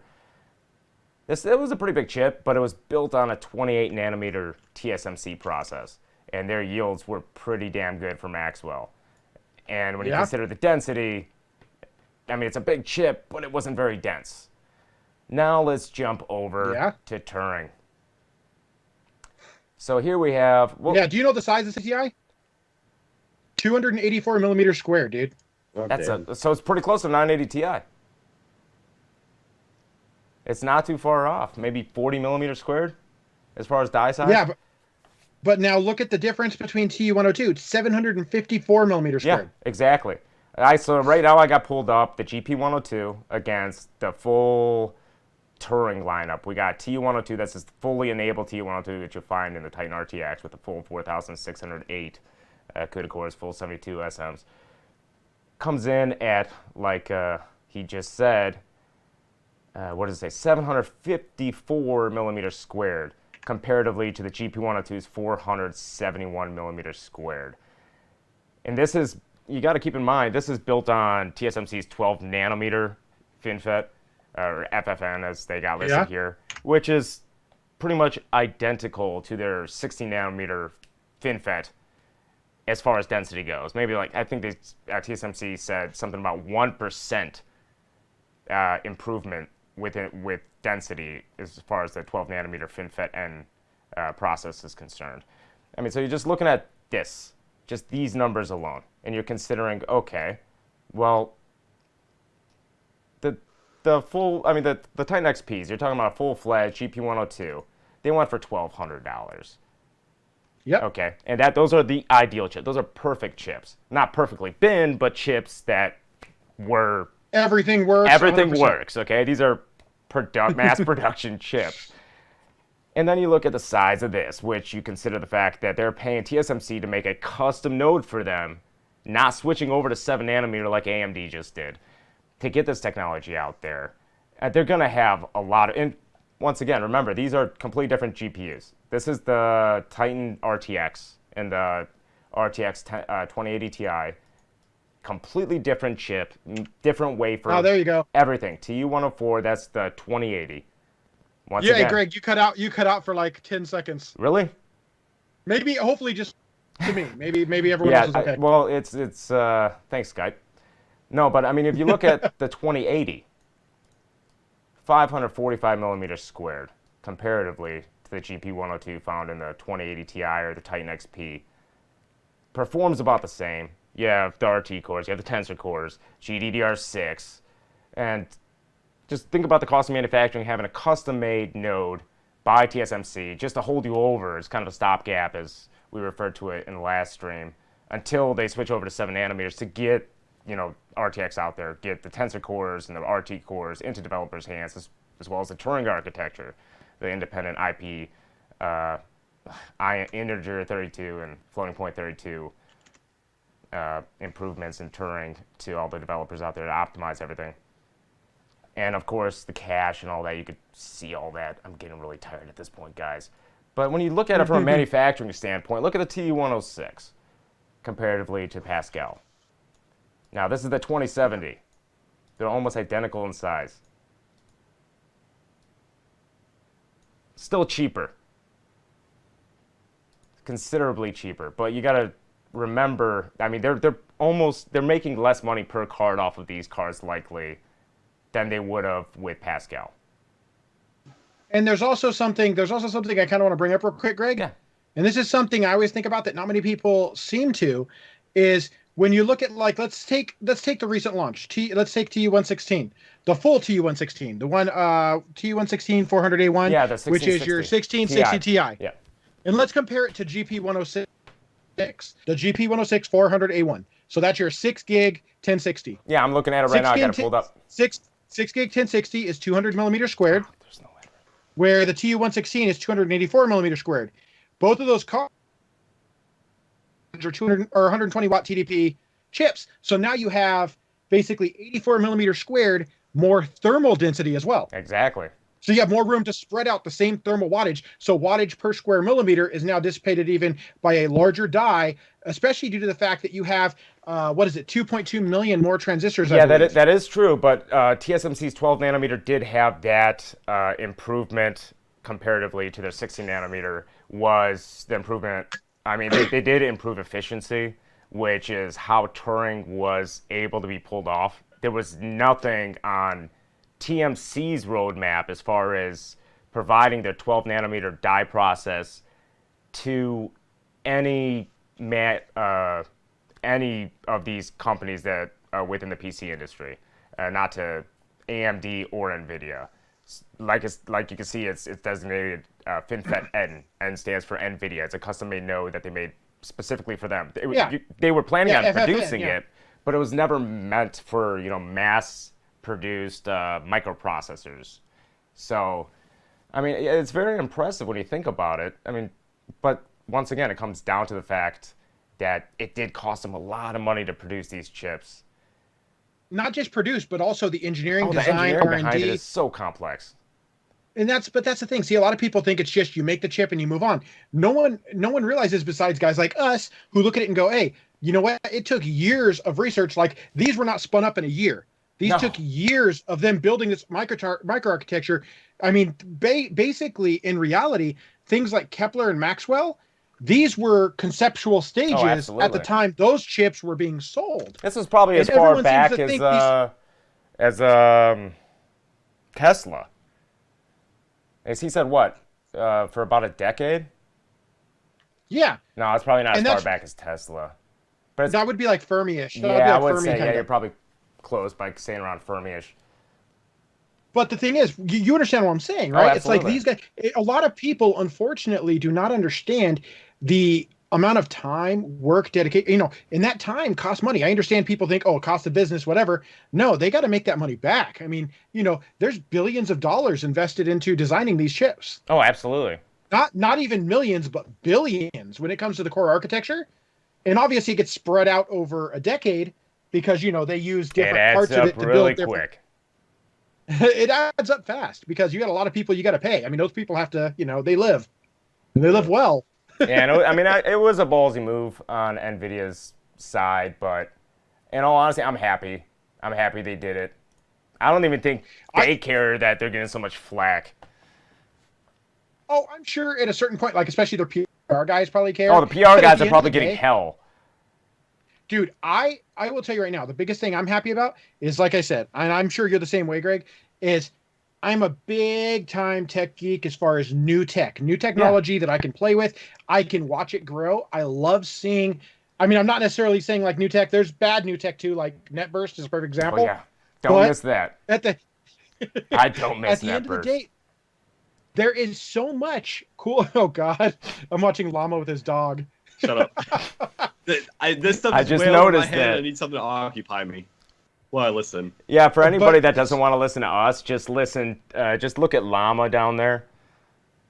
Yeah, but go ahead, Shannon. I feel like like there's certain bad tech, like like NetBurst was a perfect example, but let's not digress. We'll digress off of that and go back. Yeah. Like when it comes to Turing, man, I feel like a lot of people give it a lot of flack because everyone seems to think that there's going to be this. Well, not just that, but everyone seems to think that there's going to be one day, like this magic card's going to come out, and Mr. like Robin Hood NVIDIA is going to come out and give them a $400 2080 Ti. That's not realistic because of just what it takes to design the damn thing. Absolutely. And there's also, I mean, you got to take into account where we are or where we have been for the last 2 years, since the introduction of Pascal. We talked quite a bit when you guys talked quite a bit because I don't know much about monitor technologies and panel technologies, but we've been at high refresh rate 1440p monitors for quite a while, 1080p high refresh rate monitors for a while, and we've had the GPUs to push those frames for a long time. And we're still at the point where CPUs struggle in many games to push those high frame rates. So it doesn't really make sense to just continue pushing for just raw throughput at this point. No. I mean, it's the perfect timing for NVIDIA to bring it out. And people need to just... You gotta latch on features. Yeah, it used to be that way. Do you remember? I mean, we're from the same era, so I know you remember back when, Direct 3D even came out. Oh man. Or WinD. Do you remember WinD? Though, despite it being a complete failure, I mean, there's just seeing the progression of just traditional rasterization, which everybody just loves to talk about. Why can't we just stick with traditional rasterization? Because at some point, you can only do so much with it. You're gonna get limited. And traditional rasterization is still gonna exist. Yeah, it's not going gonna away. Go away. The thing is, we're now it's like I hate to put it in this way, but let's say like you go and you order a burger, right? We've now built up that it's cool. Now we need the fries. Now we've got our RTX stuff. That's your side dish now. It's like the extra add-ons you're adding on to that meal that just makes it that much more appetizing as far as your overall gameplay. And I know that's probably the most ridiculous comparison, but it really is. When you look at it, it's like there is, and I feel like the problem is just like most new technology, you got the game developers that are working on implementing it, but the fact is everyone expected this big splash where you have 50 games all supporting it. And I think as time goes on and RTX technology is better integrated into some of the game engines, better put into exactly how you're going to experience this game, and it starts enhancing that overall feel of a game. I think, like, perfect example, and I hate to keep bringing it up, but Forza, you could get something like that where you have such a large player base, it has such beautiful scenery already. Yeah, and people want that realism and immersion. Exactly. Yeah, immersion's the biggest thing, which is why. Go ahead. I'm gonna go back to VR. That's what people wanted, like, was the immersion and what RTX could bring into the VR space to just take you out of this world into that one. I'm interested to see once 3D models and once the textures get better in VR to where what RTX can bring for VR. Because I think we're going to see it. We're going to see it more and more over the coming years, especially with games in early development who decide, which I'm sure there's plenty, to decide to work with a DXR API. I mean, it's available to any developer. Yeah. It's baked into DirectX 12. So, I mean, a lot of people just refer to it as RTX. That's not what it is. It's not RTX. It's DXR. RTX is RTX is kind of... RTX is technically GXR. Yeah, it is. Well, you also have DLSS. I mean, those two combined are RTX. But ray tracing that's a feature... is DXR. Entirely DXR. Yes. So it's going to be more widely adopted, I believe, than people think. And even DLSS, I mean, like your review showed, I saw some of those sample images post-patch. And DLSS, when properly implemented on both sides, mainly NVIDIA's side, because it does take time. That's more of a time issue. That's something I did mention, is it takes time because those computers, they're deep learning computers. Yeah, exactly. So they're learning, they're training to figure out what's what. Yeah, I mean, we're going to see massive leaps in graphical fidelity over the coming years. And for one, I'm looking forward to it. Oh, hell yeah. It's going to be an awesome technology. I'm really looking forward to what we can see coming. And that's the problem, is a lot of people just want, especially recently, it seems like in the PC community, a lot of people just want to find something to be unhappy about. They want to be like, they want to feel like the big companies are sticking it to them. And in a way, some companies do. But I feel like in this case, like the RTX stuff, I feel like it's a product and technology that has not reached maturization. It's a beautiful product, but the technology is simply not up to what it can really do. It's not up to. It has not stretched its legs yet. I think once we see a game that has proper full RTX DXR implementation along with DLSS, and it's all put in, like you said, baked in properly from the ground up, I think that is going to be the one that's really going to make RTX now something everyone is going to want and need. Oh, absolutely. And it's got to be on the right title. The problem with launching with Battlefield 5, that was the worst idea ever. It's a run and gun game. That's what I said. Yeah, I don't think that. I mean, I don't see the appeal towards any gamer why that would be implemented in a first-person shooter. Well, okay. Let me say this. The problem is that I believe I haven't played Battlefield 5, but I think they didn't do as big with the story. And that's what people are hoping for, because Battlefield 1 and Battlefield 4 had a beautiful story in their graphics and everything and how it plays in that first person. And it is stupid for it to be on a competitive shooter. However, Battlefield's campaign mode would have been literally perfect for it, because it's such a beautiful scenery that you're getting just amazing immersion in it. But I have played it, and the thing is, the immersion simply, it's within the earliest implementations.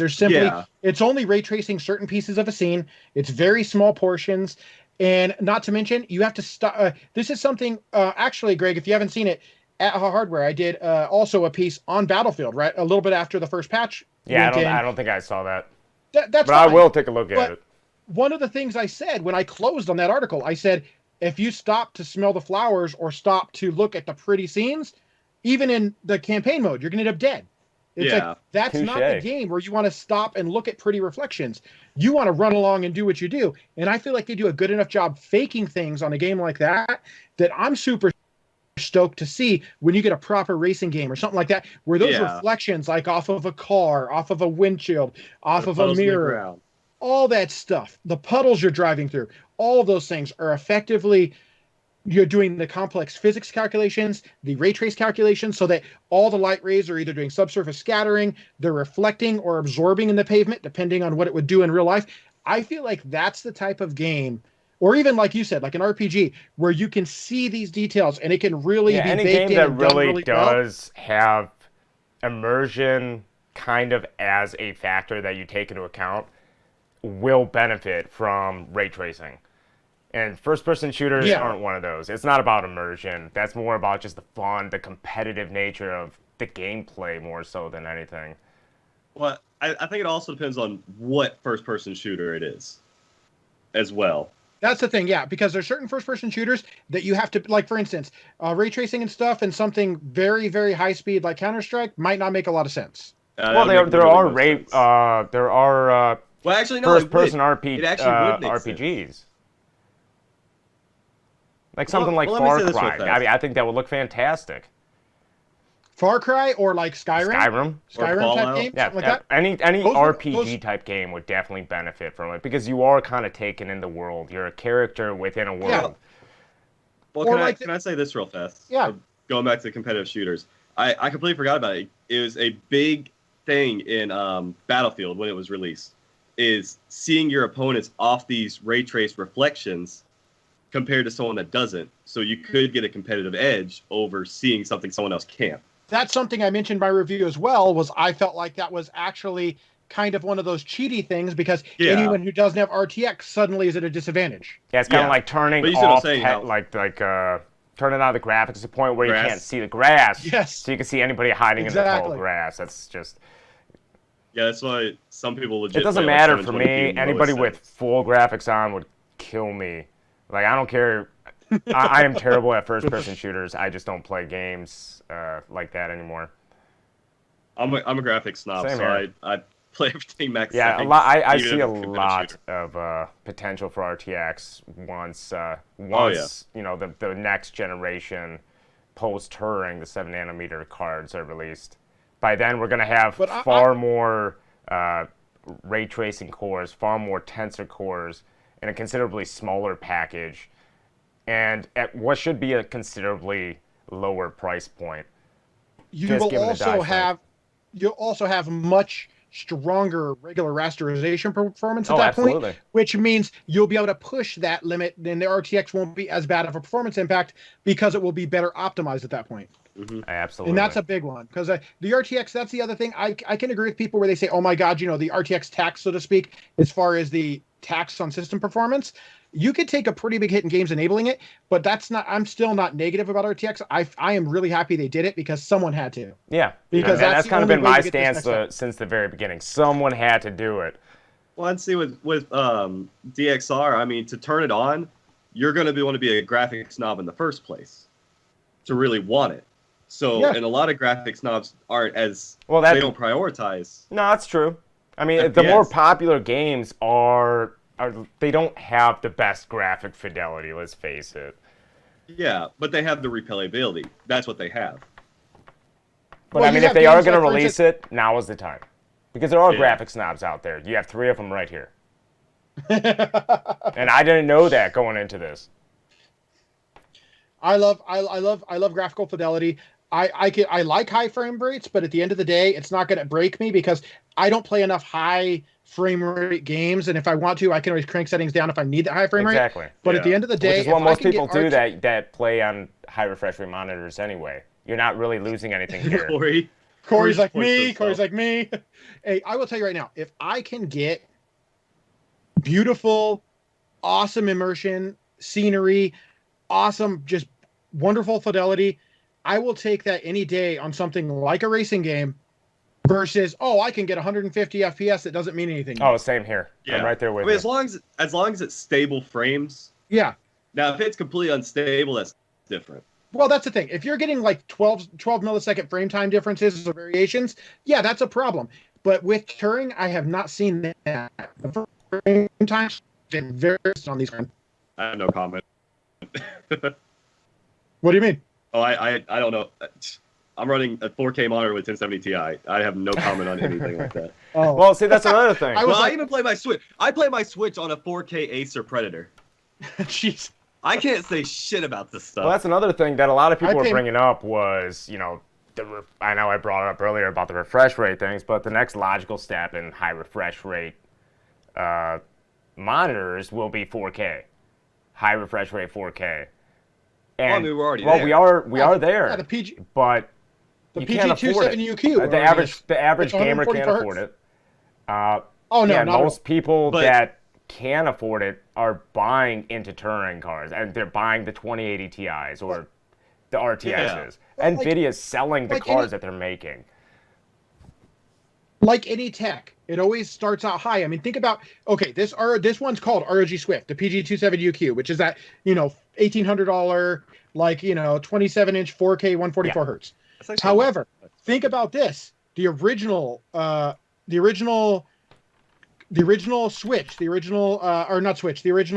Swift, The original Swift monitor was a 27-inch 1440p 144 hertz G-Sync monitor. That was one of the first G-Sync monitors, and it was expensive as hell too. But you know what? It came around, and look at where it's at now. I mean, we've now got a 4K one, and yeah, the cost of entry is high, but it shows you that's there. We're just a matter of working up to it and making it more affordable now.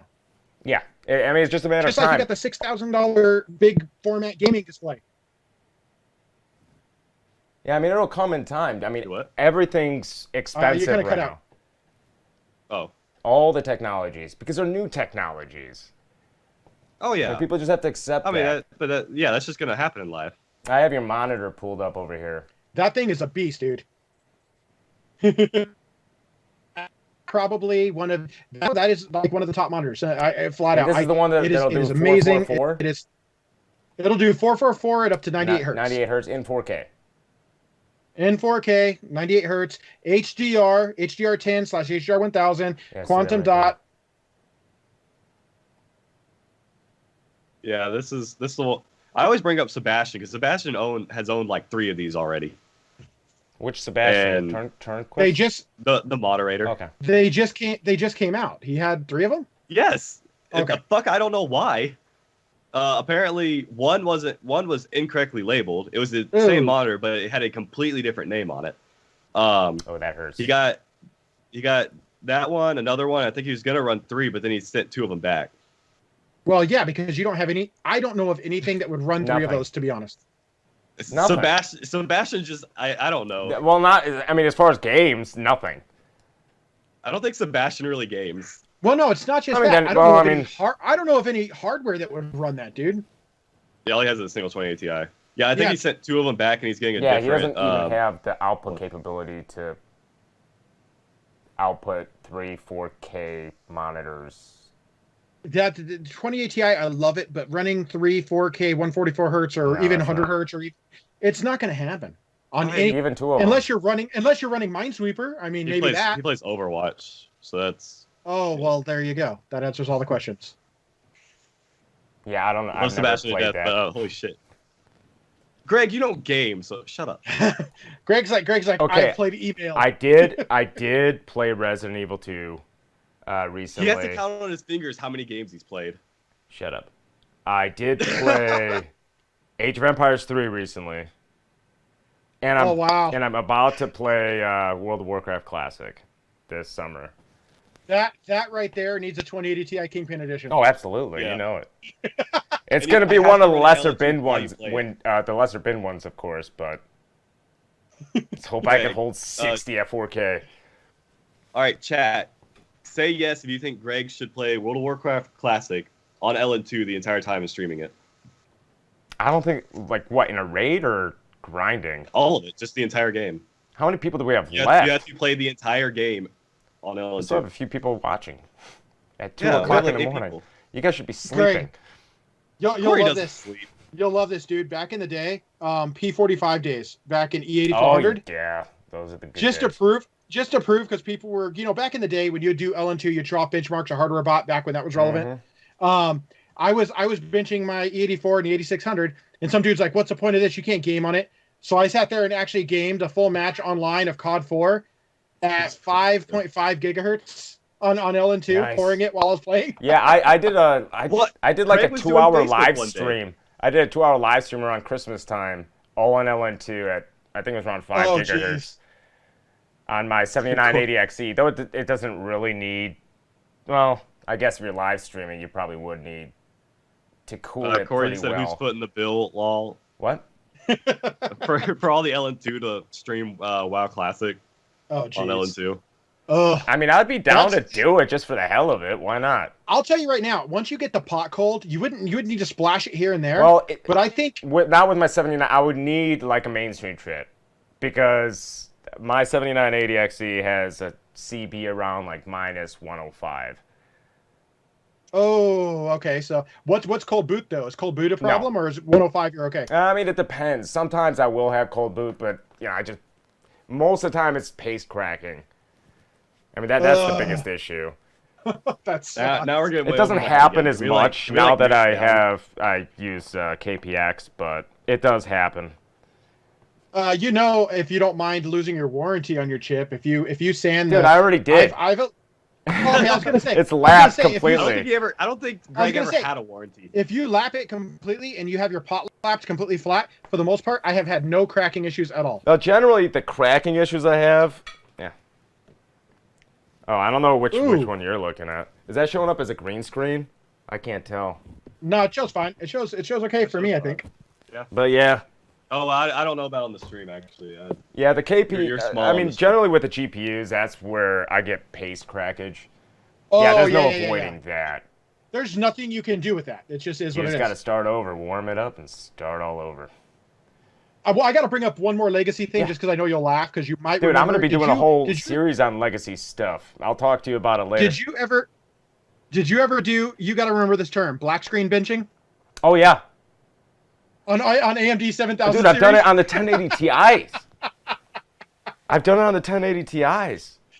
Where you cold bug it to where it displays out. Yeah. It doesn't display out at all, but you can see it's still loading. And as soon as you know the bench is over, because all of a sudden the temp goes crazy, and then you heat it up real quick, get it to display out. And you still got it. It's valid. People used to say it was cheating so bad because you weren't having to display out. I'm like, dude, it finishes. It's valid. Screw you. I don't care. Those were good days. Back when nothing was locked down. And LN2 was relatively affordable. No boost clocks. You set the clock, it went to that, or it crashed. That was it. Or you blew a VRM if you were an idiot, sometimes. Me. Yeah, Llama's got a dead 980 Ti Kingpin right in the corner. Right above his right shoulder. Q. That is sad. That is a sad time. There's a messed up I ran story it, 2 behind weeks? I think I ran it 2 weeks and played on it. Like, got to actually use it, I think, like 4 days. That sucks. Yeah, and then you saw the picture of how the cord looked. Yeah, that was horrible. Yeah, it was a little fried, but it happens. I'm really sad to let my classified go though. I gave all mine away except for one. Mine 980 Ti. I know. I was very upset that you gave it to that person instead of me. I'm sorry, I didn't know you needed it. We can see how that I worked did help get you a 1070 Ti though. I know. I'm not saying anything. And don't worry, I have a gift coming for you. I know I talked about it, and I totally forgot to ship things out, including this card to John. Oh, that's the one. Yeah, you were talking about earlier. Yeah, we're gonna get him cold. You're gonna go cold. Sitting right here, buddy. Not that cold, but I think you could figure it out. You'll be all right. Oh no, I'll help you out. It'll be a. No, I want to go into it raw on that old Athlon chip I got. If you want to do something, grab grab some old 775 stuff or 478 stuff or whatever, and just throw it on some dice. Get used to how condensation works, how like prepping a board works. Once you get used to all that, blow something up that's old so you don't care. Then move to something 775s are perfect, and they clock high. I'm pretty sure Greg would kill me if I blew up that 5930K. Yeah, I would be a little upset. In all honesty, you're not gonna blow it up though. I put that thing through hell. Those things are pretty solid. Those things are strong. Broadwell was a very, very Ivy Bridge and Broadwell. You could push those things like crazy. The only thing was if you had one with a really good IMC, it was like a glass cannon, man. They were solid, but the IMCs would shatter like freaking crystal the first time you did something. Yeah, that sounds like James. What happened to James? James 5960X like hat. It Really? only runs like. Since when? Yeah, his IMC. It's been like that. That's why he barely benches. Oh, that's why he benches the 8700K now. Yeah, because he fucked up his 5960X. All right, boys. He still messes around with it. On that note, it's been fun. It is 2 o'clock here. I gotta go to 3 bed, o'clock man. for you. But Shannon, thank you for coming into this podcast. We got a lot more to talk about, you and I. Llama. I think we'll have some fun. Yeah, dude, it was a great time, great conversation.